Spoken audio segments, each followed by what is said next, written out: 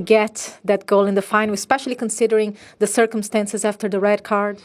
Was 1 point. I think we could do better in these kind of situations. We create chances, but sometimes we need to do better near the box. But yeah, 1 point.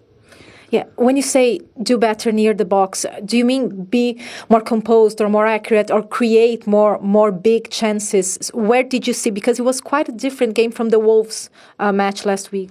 It's small things. Then we have to understand even the foot that is in the play, the way we cross, the better one crossing, the better one driving the ball, the better one against one outside, and we need to understand the game in that way. So I think if we understand the position better, we can create more chances. But today we push the opponent, especially with the sent off. We had the chances, but again we didn't score.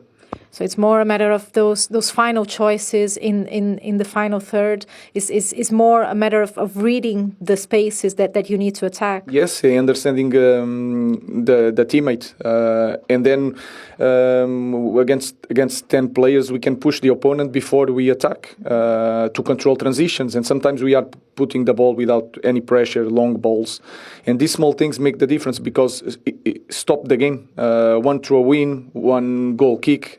Stop the game. So we need to be better. You've been saying that it's not only about Rasmus Højlund scoring, but of course there is a bigger expectation on the striker to score goals. So what do you expect this goal to do for him in terms of confidence coming to these big games that you have in the semi-final? It's always important for a striker to score goals, but again, when we look at the game as a striker, it's not just goals. Of course, that is really important and massive, can change the game, of course.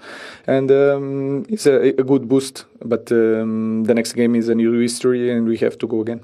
Yeah. What do you expect the team to take from this match? Because before the game, we were talking about intensity and how you want to raise the levels of... To get that point in added time, how do you reflect on that performance?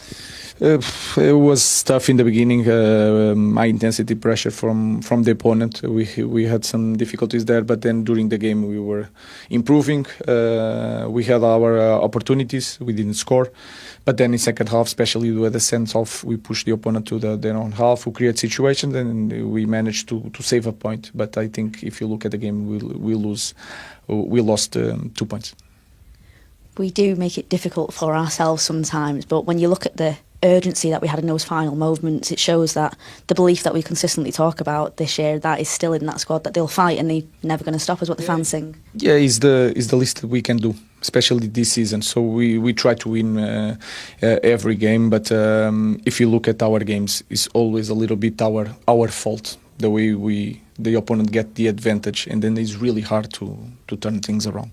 But in the end, we managed to score one goal. The feeling is not the same, of course, but we want to do better.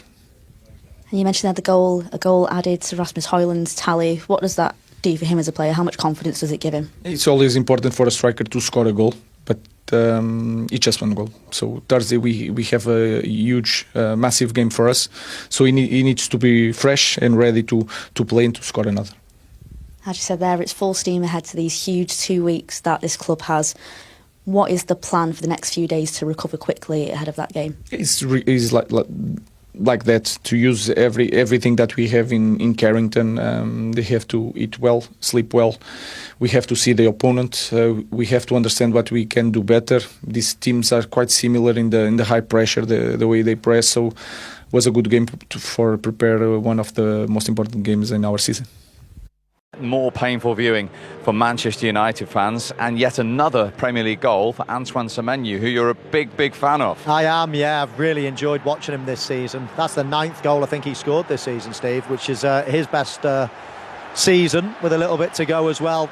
Manchester United here trying to play out from the back.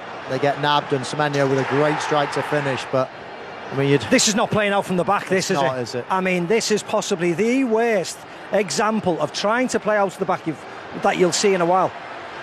Onana going backwards to Luke Shaw, who then puts Dorgu in all kinds of pressure with a 5-yard awful pass, and they get rightly punished. I mean, I don't know whose idea it is to play out like this. if it's the managers he needs talking to, if it's the goalkeepers he needs hitting, because it's an atrocious way of giving the opposition leeway and getting them on top in a game like this. And listen to this. That is the 21st time in the Premier League this season that Manchester United have gone a goal down. Yeah, and unnecessary. Yes. They're in possession of the ball. They're not good enough to do that at the moment. They're not good enough to do that. I understand, the manager wanted to play out eventually, but play on the ball onto the wrong foot. Luke Shaw then playing the ball into somebody that's got no chance of going anywhere. Just knock it down the line, go back to the goalkeeper. Anything but that. They've just encouraged it. Steve, I bet you they don't score. They may score one goal a season by playing out from the goalkeeper all the way through the park and scoring. Exactly. And I bet you they concede about 10. Let's have a look at the one and only chance they had, really. Alejandro Garnacho towards the end of that first half. He probably, again, looks their most likely source if there is one. Yeah, and the most creative aspect of Manchester United for a long time has been this guy, hasn't he? Bruno Fernandes. And that's a beautiful ball. And it doesn't get the credit it deserves. You don't focus on the pass because it ends up wide. Garnacho, listen, the goalkeeper saves it, so you can't be too critical. But he probably, because it's set up nice, the lob had to be, I mean, it's easy to say, the lob had to be higher just to take the goalkeeper out of the equation. Yeah, not much more he could do really in terms of his choice. The ball's high, he can't do anything but try to lob him. As Maka said, it's just the execution. But just going back to it, I mean, how easy Manchester United give goals away. If they're going to score here, they'll have to work hard for a goal.